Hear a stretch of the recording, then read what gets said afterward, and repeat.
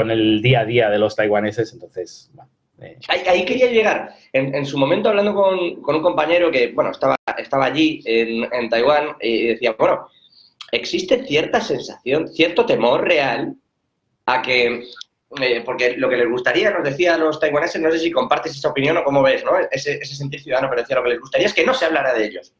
Es decir, que Taiwán lo que quiere es seguir su camino tranquilo y hacer dinero con esa producción tecnológica, en particular con ese liderazgo de los semiconductores, pero existe un miedo real. O sea, los ciudadanos tienen un miedo real a esas injerencias de un lado y de otro. Es decir, a que pase lo que pase, se vean perjudicados o incluso invadidos, bombardeados o con un problema real. Ese miedo pareciera que existe, nos decían. ¿Cómo creéis que se va a dar esa solución? Porque lo que sí parece evidente, dices, no tienen un problema y nunca lo ponen sobre la mesa. Bueno, no lo ponen sobre la mesa abiertamente, pero se juega en el futuro y el salto tecnológico actual teniendo o no el dominio de Taiwán en su lado. Sí, es interesante esto que te comentaron porque lo veo tal cual y de hecho he hablado de ello en algunos vídeos. Tanto, no solo a Taiwán, sino tanto a Taiwán como al continente, como a la China continental, a ambos les interesa el statu quo. Es decir, que Taiwán no se independice y que China de momento no anexione a Taiwán.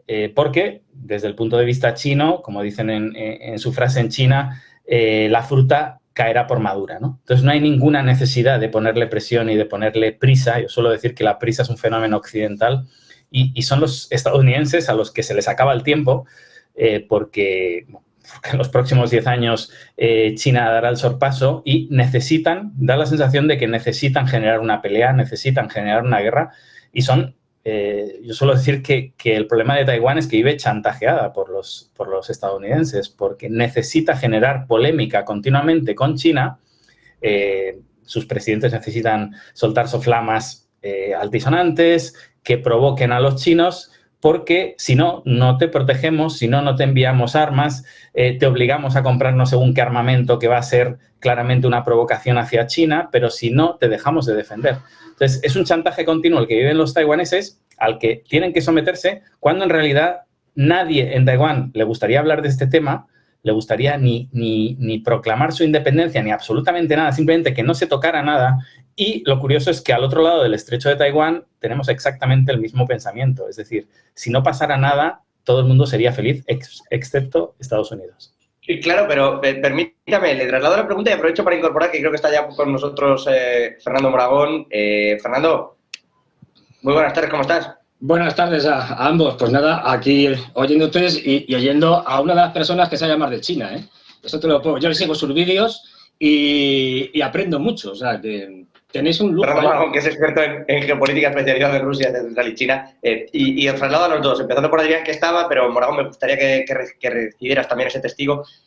Dices, al otro lado hay una China a la que le gustaría que también esto siguiera como está, pero claro, uno, parece complicado, y dos, este tipo de chantajes que dices, la verdad con cierto tino, ocurren desde Estados Unidos, lo que merman es la política de una sola China, la creencia, ¿no? La seguridad de esa política de una sola China, que al final Taiwán, más allá de que tenga un cierto régimen especial, pertenece a China. Y no, digo, según los chinos. Según los estadounidenses, no entran ni a valorarlo y no entran ni siquiera en invitar a Taiwán o en hacer de Taiwán una visita oficial que le diera ese trato de ciudad-estado, ¿no? O de estado directamente. Entonces, claro, con todo esto en realidad no tiene más peso o no debiera ser capaz China de controlar en mayor medida lo que ocurre en Taiwán, porque eso a veces es difícil de entender, de explicarse desde fuera. Por eso os pregunto, Adrián. Sí, un par de cosas solo. Esto de que Estados Unidos no entra ni a valorarlo no es bien así. Estados Unidos reconoce que hay una sola China y que Taiwán es una parte indivisible de China con capital en Beijing. Esto lo aprobó el Senado americano, hay documentos oficiales.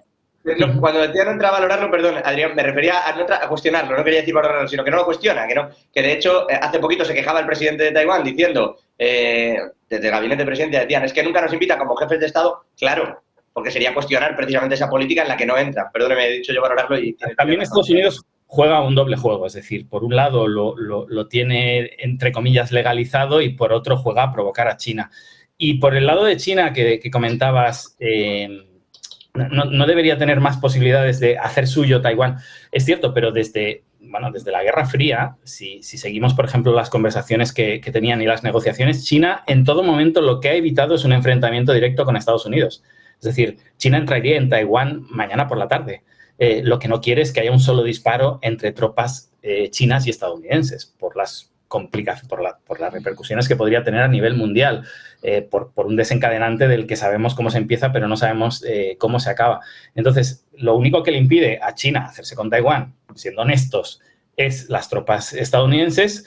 Lo único que le impide a Taiwán, entre comillas, poder tener la libertad de poder decir lo que quiera e intentar continuar con este status quo es igualmente las tropas estadounidenses, que además por parte de Estados Unidos le encanta esa posición que creó tras la Guerra Civil China, en la que no apoyó a los capitalistas, sino apoyó a los comunistas, simplemente se quedó ahí en medio para justificar su presencia por los siglos de los siglos, exactamente igual que en Corea, y a Estados Unidos es el elemento principal que no quiere que haya una solución, es más, que quiere que haya una pelea. Porque justifica, ¿no?, su presupuesto, su vertiente militar y todo lo demás. Fernando. Sí, fíjate, bueno, completamente de acuerdo con lo que dice Adrián, es Estados Unidos quien quiere una pelea. Los chinos, como he comentado muchas veces, piensan a muy largo plazo, es decir, no tienen problemas en que Taiwán, pues como decía Adrián, caiga como una fruta madura dentro de 10 años, de 20, de 30, ya se verá. Es decir, no están mirando eso como algo, como una necesidad inmediata. Ahora bien, lo que sí tienen es un contexto en el cual Estados Unidos sí que es cortoplacista. Tenemos el año que viene unas elecciones en Estados Unidos que van a trastocar aún más, si cabe, la política internacional y en concreto las relaciones con China, porque Biden representa la parte más, bueno, los republicanos también son muy agresivos con el tema de China, pero bueno, Biden tiene que justificar que se muestra duro con China.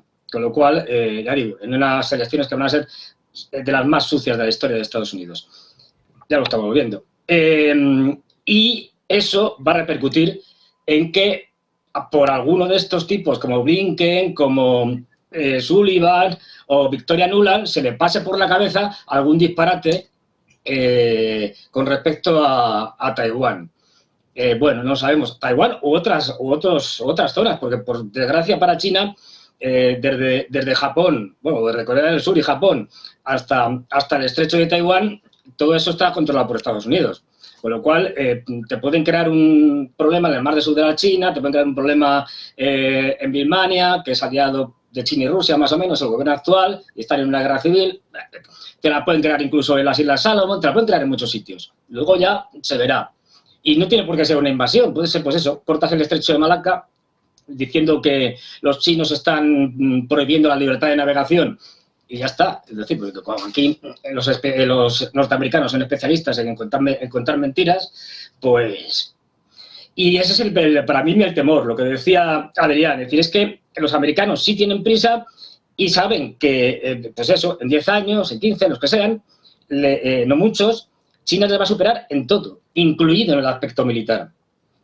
Y claro, les quedan muy pocos añitos para poder hacer una política de contención agresiva, por decirlo suavemente, vamos, una guerra, en la que consigan debilitar lo suficientemente a China como para retrasar ese momento. En ello están, ¿eh? Quiero decir, con todo el tema este de sanciones y demás, de alta tecnología, es una forma de guerra. Y bueno, pues incidentes seguro que hay más que de los que nos cuentan. Así que yo lo veo así. Yo, por desgracia, soy pesimista porque creo que Estados Unidos va a terminar provocando algún incidente real o ficticio que obliga a China a una salida militar. Pero bueno, veremos. Y a este respecto, permitidme que